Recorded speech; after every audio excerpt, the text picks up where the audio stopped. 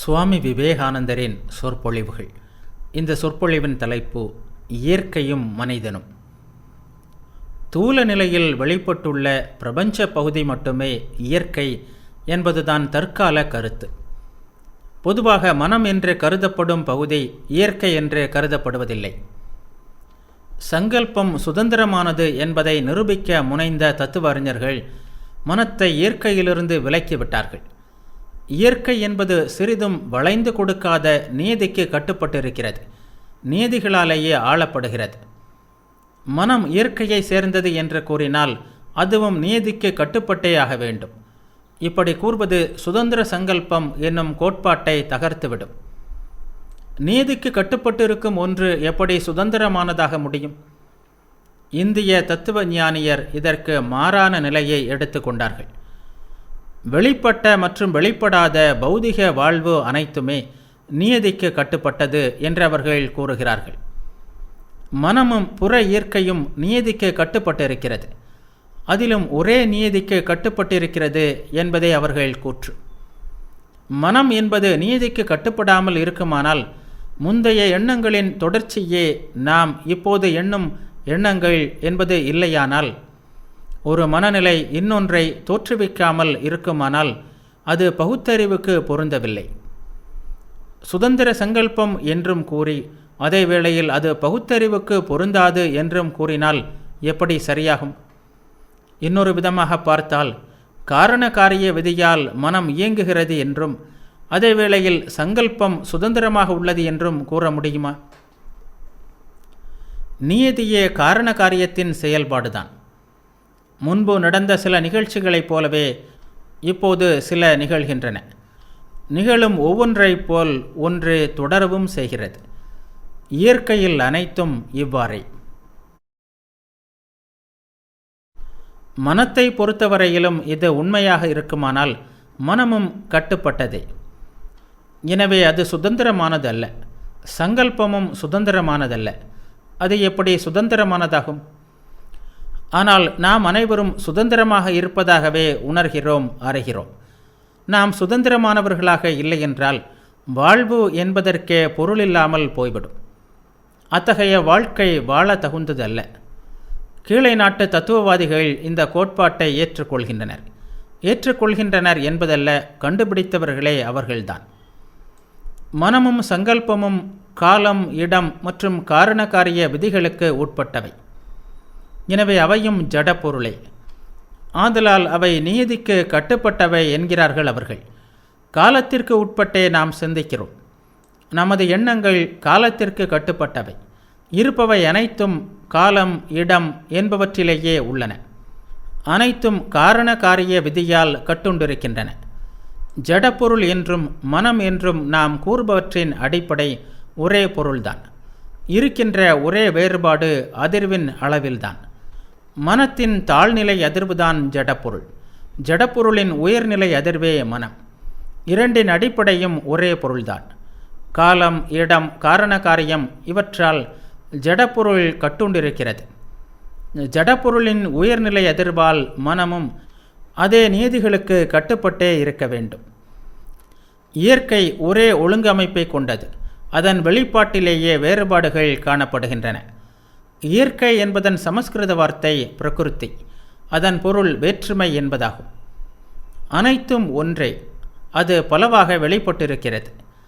மனம் ஜடப்பொருளாகிறது, ஜடப்பொருள் மனமாகிறது. வேறுபாடுகள் எல்லாம் அதிர்விலேயே. இரும்பு கம்பி ஒன்றை எடுத்து அது அதிரும் அளவுக்கு அதில் சக்தியை செலுத்துங்கள், என்ன நடக்கிறது? அது ஒரு இருட்டறையில் நடைபெறுவதாக இருந்தால் முதலில் நீங்கள் உணர்வது ஓர் ஒலி. சக்தியை அதிகப்படுத்துங்கள், கம்பி ஒளிரத் தொடங்கும். இன்னும் அதிகப்படுத்துங்கள், கம்பியே மறைந்துவிடும். அது மனமாகிவிட்டது. இன்னும் ஒரு உதாரணத்தை பார்ப்போம். 10 நாள் நான் எதுவும் சாப்பிடாமல் இருந்தால் என்னால் சிந்திக்க முடியாது. ஏதோ துண்டு துண்டான சில எண்ணங்கள் மட்டும் மனதில் இருக்கும். நான் மிகவும் பலவீனமாகி விடுவேன். என் பெயர் கூட ஒருவேளை மறந்து போகலாம். சிறிது உணவை உட்கொண்ட பின்னர் சிந்திக்க தொடங்குகிறேன். மனத்தின் ஆற்றல் மீண்டும் வந்துவிட்டது. உணவு மனமாகிவிட்டது. அதுபோலவே மனத்தின் அதிர்வு குறைந்து அது உடலாக வெளிப்படும்போது ஜடப்பொருளாகிறது. முதலில் வந்தது ஜடப்பொருளா மனமா என்பதை விளக்க நான் ஒரு உதாரணம் கூறுகிறேன். கோழி முட்டை இடுகிறது. முட்டை இன்னொரு கோழியை உருவாக்குகிறது.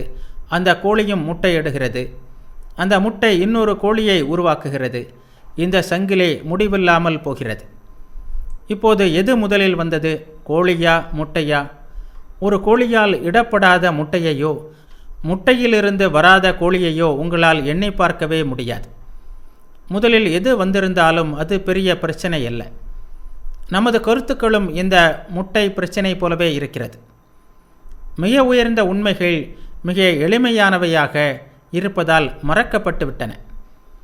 உயர்ந்த உண்மைகள் எப்போதும் எளிமையாகவே உள்ளன. அதனால் அவை உலகம் முழுவதும் செயல்படுத்தப்படுகின்றன. உண்மை என்பது எளிமையானது. சிக்கல் முழுவதும் மனிதனின் அறியாமையால் விளைந்தது. மனிதன் சுதந்திரமானவன் என்று சொல்லும்போது நாம் குறிப்பிடுவது மனத்தை அல்ல. ஏனெனில் அது கட்டுப்பட்டது. அதில் சுதந்திரம் இல்லை. மனிதன் என்பவன் மனம் அல்ல, அவன் ஆன்மா. ஆன்மா எப்போதும் சுதந்திரமானது, எல்லையற்றது, என்றும் உள்ளது. இங்கே இந்த ஆன்மாவிலேயே மனிதனின் சுதந்திரம் உள்ளது.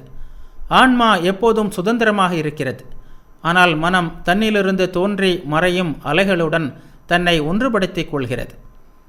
அதனால் ஆன்மா என்பதன் காட்சியையே பெறாமல் காலம், இடம் என்ற காரண காரியம் என்னும் மாய வலையில் சிக்கி வழி தவறுகிறது. நமது பந்தங்களுக்கு காரணம் இதுவே. நாம் எப்போதும் நம்மை மனத்துடனும் அதன் மாற்றங்களுடனும் ஒன்றுபடுத்திக் கொள்கிறோம். மனிதனின் சுதந்திரம் ஆன்மாவிலேயே உள்ளது. மனம் தலையில் கட்டுண்டு இருப்பதையும் மீறி ஆன்மா தனது சுதந்திரத்தை உணர்ந்து நான் சுதந்திரன், நான் எதுவோ அதுவே, நான் எதுவோ அதுவே என்று வலியுறுத்தி கொண்டே இருக்கிறது. இதுதான் நமது சுதந்திரம். எப்போதும் சுதந்திரமான, பந்தமற்ற, என்றென்றும் உள்ள ஆன்மா தனது கருவியான மனத்தின் மூலம் யுக யுகங்களாக தன்னை வெளிப்படுத்தி வருகிறது. அப்படியானால் மனிதனுக்கும் இயற்கைக்கும் உள்ள தொடர்பு என்ன? மிக தாழ்ந்த உயிரினத்திலிருந்து மனிதன் வரை ஆன்மா தன்னைத்தானே இயற்கையின் மூலம் வெளிப்படுத்தி கொண்டிருக்கிறது. ஆன்மாவின் மிக உயர்ந்த வெளிப்பாடும் மிக தாழ்ந்த வெளிப்பாட்டு உயிரில் அடங்கியுள்ளது. அந்த மிக தாழ்ந்த உயிரினம் தன்னை மிக உயர்ந்த வெளிப்பாடாக செய்யும் முறையே பரிணாமம் எனப்படுகிறது. ஆன்மா தன்னை வெளிப்படுத்துவதற்கான போராட்டமே பரிணாமம். அது இயற்கையை எதிர்த்து நடைபெறும் ஒரு தொடர்ந்த போராட்டம். அது இயற்கையை எதிர்க்கும் போராட்டம். இயற்கைக்கு இணங்கி நடப்பதல்ல. அதுவே உண்மை மனிதனை உருவாக்குகிறது.